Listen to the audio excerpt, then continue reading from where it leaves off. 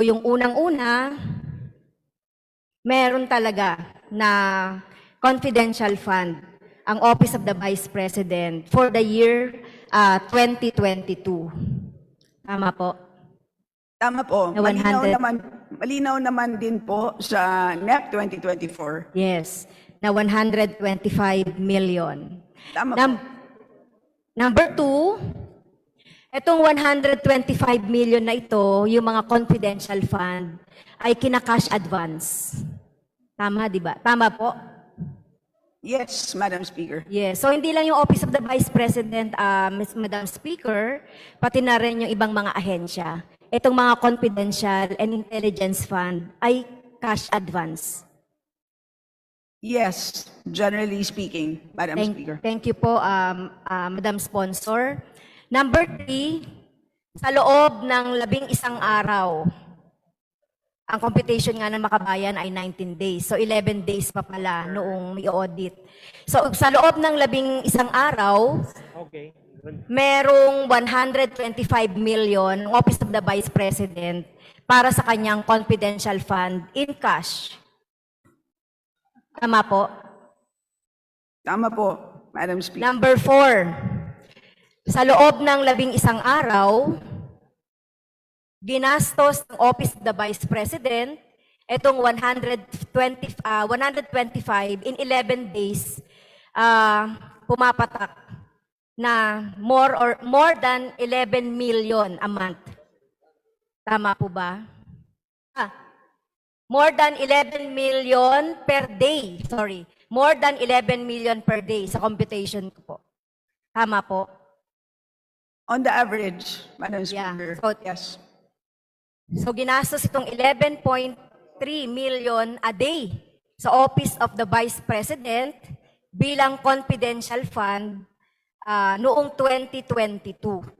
Okay, so yun po yung anyway, yan din po yung gusto ko na lang ding linawin dito sa COA. Okay? So doon na lang po tayo dun sa usapin ng JC, doon sa entitlement. Okay, isa sa naging contentious na usapin noong DBCC ay yung entitlement ng Office of the Vice President nitong confidential fund. At nakalagay nga po doon sa nakalagay nga po sino ba yung entitled dito sa confidential fund. On the general guidelines, kahit saan man po nanggaling yan, anumang pondo na pinanggalingan yan, pero ang pinakamahalaga po dito, kung wala ka sa budget, hindi otorisado ng Kongreso, wala yon. Tama po ba? Based sa experience natin noong 2022 OVP Confidential Fund. Kasi kung hindi po ito expressly provided for budgetary allocation doon sa ating GAA, ay hindi entitled ang anumang ahensya. So ano man yung pinanggalingan niyan, so, kahit nasaan man po siya nanggaling na office, ay hindi siya entitled kapag wala itong expressly provided budget allocation for CF and or IF under the GAA or other laws. Tama po ba?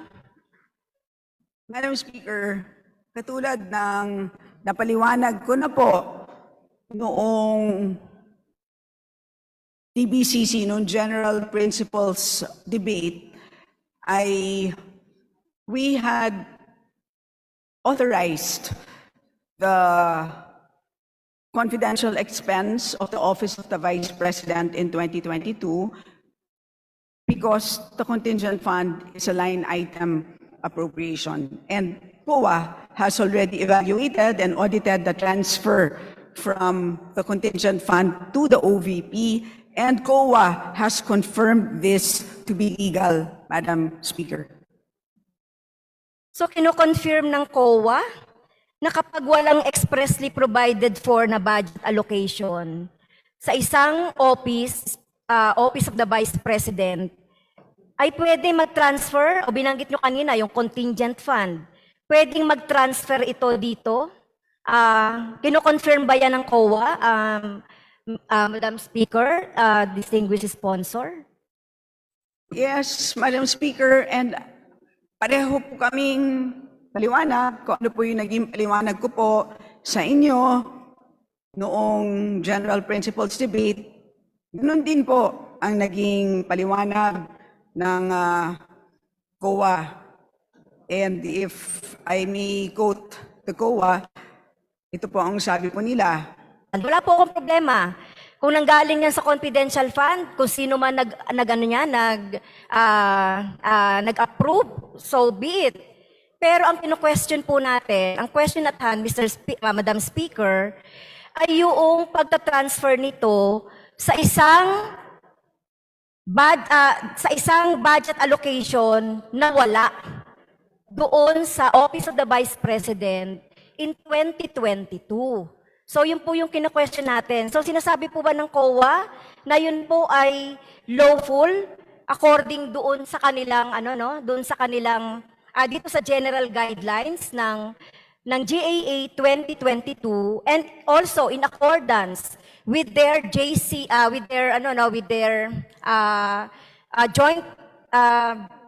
circular number 2015-01. Kino-confirm po ba ito? Yes, ng COA? tama po, Madam Speaker. They confirm that the transfer from the contingent fund, which is a valid line item appropriation, to the OVP's Good Governance Engagements and Social Services Project, which is an existing line item in 2022, was a valid transfer. Okay. And of which a valid object of expenditure is this confidential expense, Madam Speaker, as validated by a SARO issued by the DBM. So yun po ang mga documentations po na magpapatotoo po dito po sa sinasabi po namin sa inyo, Madam Speaker, Okay. Honorable Castro. So, ayun. Gusto ko lang po talagang makuha yung sagot ng COA dito. Ay, Dahil, yeah, thank you.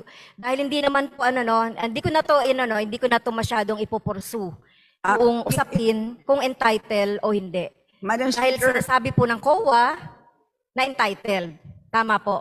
opo, yung pong paliwanag ko po kanina, yun po yung paliwanag po ng COA, instrumento lang po ako ng paliwanag po. Madam Yes. Speaker. So, sige. Siguro masasolve din yan sa mga legal questions or constitutional questions later on. So, during that time, so sinasabi po sa CF, sa confidential fund, na every quarter ay dapat nagsasubmit ang mga agency nitong mga required na mga documentary evidence of payment as well as yung mga hinihingi na certification. So nagagawa po ba yan ng COA, Madam Speaker? Yes, Madam Speaker. Okay. So kung titignan po natin, thank you po dito sa report, binigay po sa akin ng through the office of through the Committee on Appropriations. So meron po dito in 2022, agencies with submitted liquidation reports but still for audit. Ang mga agency na to ay 5 lang, which is 19%. So kasama po ba dito doon sa nilagay niyong report, yung Office of the Vice President nung 2022 na audit ninyo about the liquidation reports? Kasama po ba dyan? Yes, Madam Speaker. So napadalhan po ba ng ng AOM, ang Office of the Vice President, on time about the liquidation of confidential fund in 2022? Yes, Madam Speaker, and as I mentioned earlier, napadala po ito noong September 18, 2023, Madam Speaker.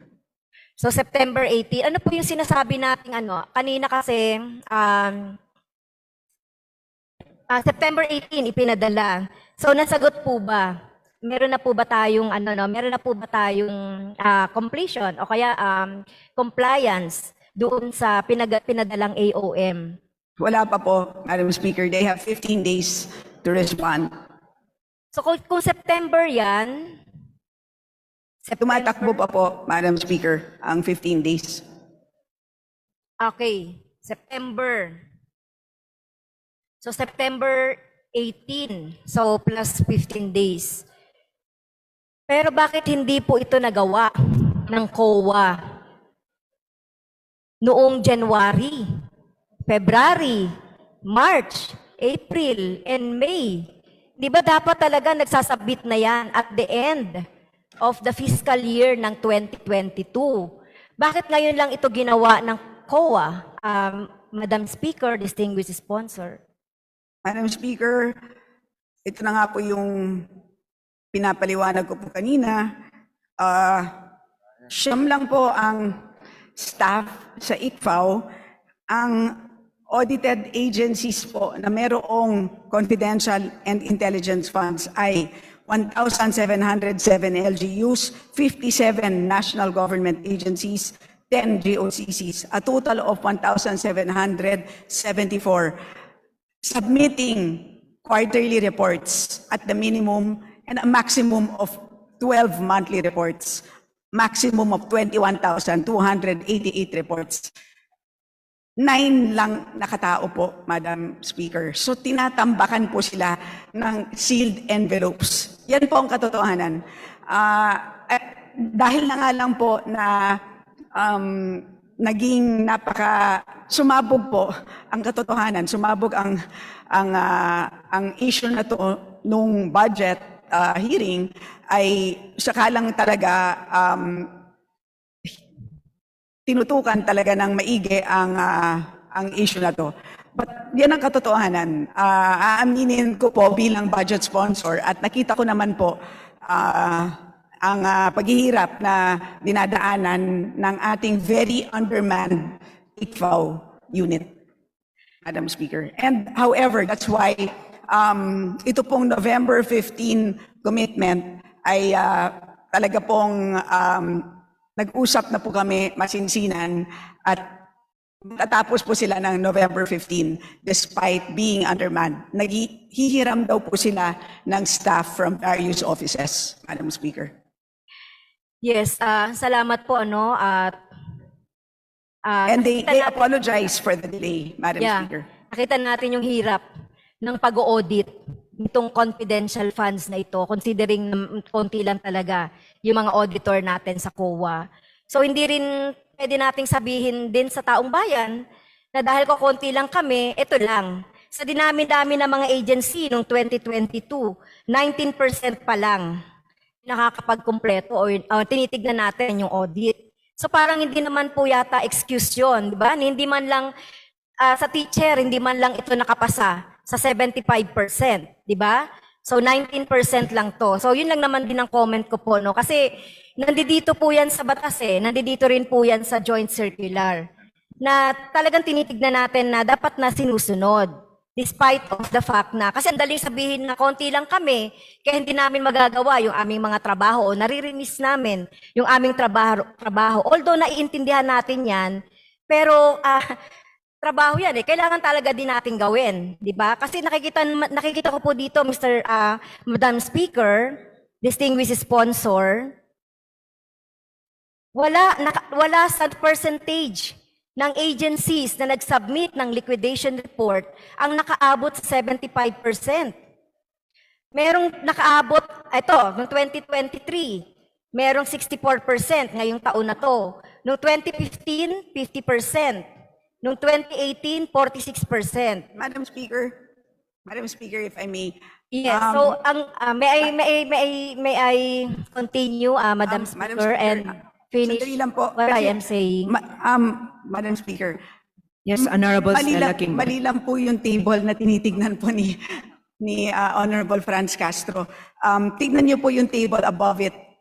Yun po yung mas tama na na table. So yung natapos po is for 2022, 81%. For 2021, 68%. Yung pong tinitignan niyo po ay yung ongoing audit po. So yung pong table before it po, kasi wag naman po tayo maging unfair sa COA. Malayo po yung 81 sa 19%. So for 2022, 81% po ang complete po. Di po. Ang binabasa ko po yung sa babang table. Ang sinabi ko nga, agencies, with submitted liquidation reports, but still for audit. Ayun po, yung nasa babang table. Oo nga po, pero Ako nagkamali. Yung nasa taas, yung sinasabi 81% ko po nga, ay agencies- nakapag-submit na po at natapos na po. No, Mr. Speaker. Siguro kami ng ating distinguished sponsor, no. Sinasabi ko po doon sa line, dito sa second na table, agencies with submitted liquidation reports but still for audit. Annex B. Okay? Yung Annex B po yung binabasa ko. Oo nga Hindi ko po, pa po sinasabi. so Hindi ko pa sinasabi. makorek lang po ang heading nung Annex A, ito po yung agencies with, sige po, 1 minute Hindi nga yun. suspension na lang po para mapaliwanag Session ko na lang po suspended. ang table. Thank you po.